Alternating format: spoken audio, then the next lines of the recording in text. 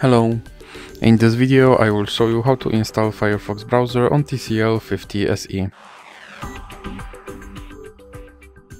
So you have to start by opening your Google Play Store, then click on your search bar and type in Firefox and click search, and now you can click install.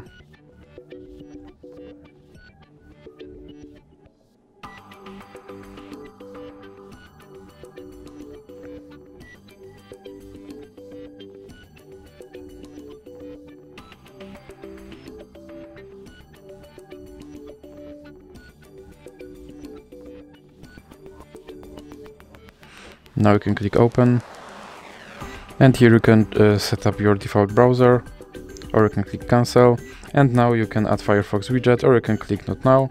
Here you can sign in, or you can click not now, and now you can turn on notifications, or you can click not now again. And now your Firefox browser is installed and is ready to use. So that's it for this video. If you liked it, please remember to leave a like and subscribe.